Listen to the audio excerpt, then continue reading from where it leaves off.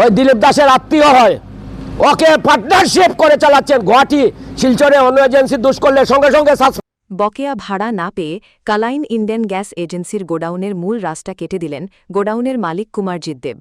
Cheque bounce, প্রাণনাশের হুমকি ও অবৈধ ব্যবসার বিস্ফোরক অভিযোগ দিলীপ দাসের বিরুদ্ধে।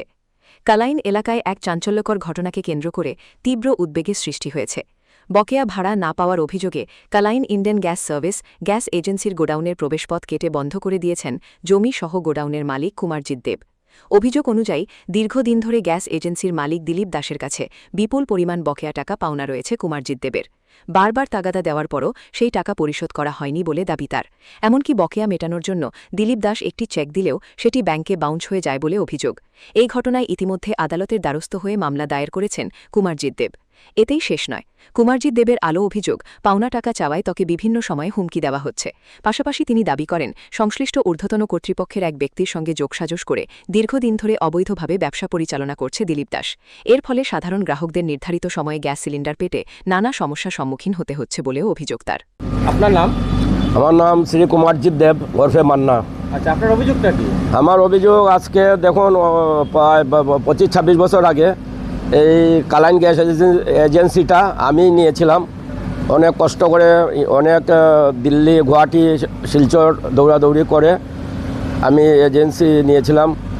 প্রয়াত আমার কাকু বিমলাংশু রায়, প্রয়াত আমার কাকু গোবিন্দপুর কাইস্ত, উনি আমাকে দিয়েছিলেন। কিন্তু এটা যেহেতু আমাদের মানে ক্যাটাগরি পড়ে নাই, এইটা এসি ক্যাটাগরি।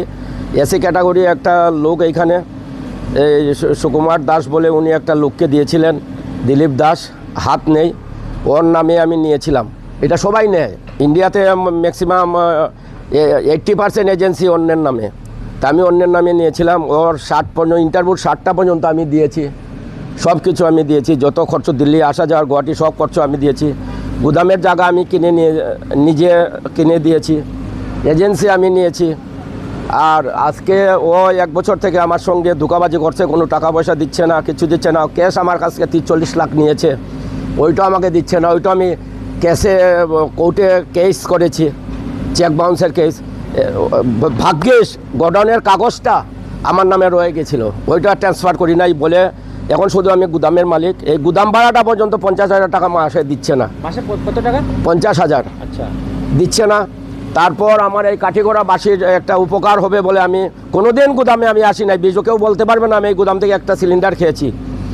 আমার কাঠিগড়া বাসির যাতে সুবিধা হয়, কোনো ব্ল্যাক না, কোনো নেই। ও 1 বছর থেকে যা তা ব্ল্যাক করছে, লাস্টে গাড়ির পর গাড়ি ব্ল্যাক করেছে। কিন্তু আইওসি কর্তৃপক্ষ কি রূপজ্যোতি দাস না রাজজ্যোতি দাস, উনি ওকে প্রশ্রয় দিয়ে উনি ওর সঙ্গে পার্টনারশিপ করে চালাচ্ছেন। এই রাজজ্যোতি দাস সিনিয়র ম্যানেজার, ওই দিলীপ দাসের আত্মীয় হয়, ওকে পার্টনারশিপ করে চালাচ্ছেন। গুয়াহাটি শিলচরে অন্য এজেন্সি দোষ করলে সঙ্গে সঙ্গে সাসপেন্ড করা হয়, এইটাকে সাসপেন্ড করা হচ্ছে না কেন আমার প্রশ্ন। দীর্ঘদিন থেকে এই এজেন্সির নামে অনেক অভিযোগ আছে, অনেক অভিযোগ আছে, কিন্তু এইটার উপর কেউ কিছু করতে পারছে না। দিলীপ দাসের এত শক্ত হাত, কিন্তু কাগজ তো গোদাম, এখন আমি দেখছি আমি গুদাম বন্ধ করে দিচ্ছি। কে করে ওর শক্ত হাত? ও আমাকে মারলেও পারবে না, আমার ছেলেমেয়েরা দেখবে।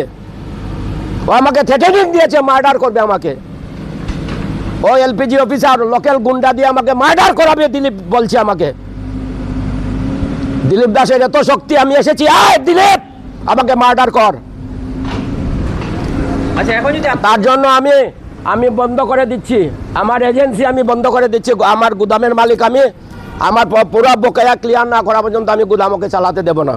মানে এখন যদি আর অনেক চিঠি দিয়েছি এই রাজজ্যোতি দাসকে, সিনিয়র ম্যানেজার, উনি আমাকে বুড়ি আঙ্গুল দেখিয়ে কোনো রিপ্লাই দেননি উনি। ইভেন আমার গাড়ি চলছে, এই গাড়িও 2 মাসের ভাড়া পাই না, ERB আমাকে রিলিজ করেননি উনি। এই গাড়ি দুটা নির্দেশনা, এই 2টার গাড়ির মালিক আমি, এই গাড়ির ভাড়াও দিচ্ছে না ওরা আমাকে। তার জন্য আমি বলছি জনসাধারণকে রিকোয়েস্ট, আপনারা আমার সঙ্গে লড়াইয়ে আসুন, এই এজেন্সিটা বন্ধ করে, যাতে এখানে কাছাকাছি এজেন্সি আছে ওদেরকে দিন, ভালো করে চালান, নয়তো একটা নতুন এজেন্সি দিন। তারপর সিজ করা ছিল সাপ্লাইড, আমাদের লোকাল ডিসি সাহেবের কিছু সিলিন্ডার সাপ্লাইড সিজ করা ছিল, এইগুলো বিক্রি করে দিয়েছে ওরা। গোদামে কিচ্ছু নেই, একটা সিলিন্ডার নেই, কিন্তু আইওসি কোনো অ্যাকশন নিচ্ছে না দিলীপের উপর। নমস্কার দিয়ে আমি বলছি, আপনারা জনসাধারণ আমার সঙ্গে আসুন, যদি ভবিষ্যতে স্মুথলি গ্যাসটা পেতে চান একটা ভালো লোককে দিয়ে এই এজেন্সিটা চালান। আচ্ছা, এখন যদি গুদাম না থাকে তাহলে এজেন্সি চলবে না? না না, একদম চলবে না। এইটা আইওসি চালাতে পারে, আইওসি ওর হাতের মুঠির মধ্যে, রাজ্যতি দাস ওর হাতের মুঠির মধ্যে। আপনার বকেয়া মোটামুটি কত টাকা হবে?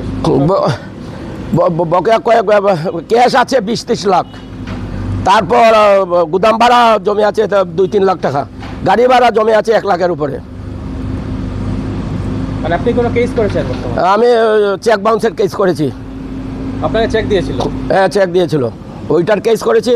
আর গুদাম ভাড়াটা আর বাকি এখন করব। এখন আপনার সরকারের কাছে কি কোনো দাবি থাকবে? সরকার তো আর কি, আমি কোর্ট দিয়ে লড়াই করতে নিতে লাগবে সব।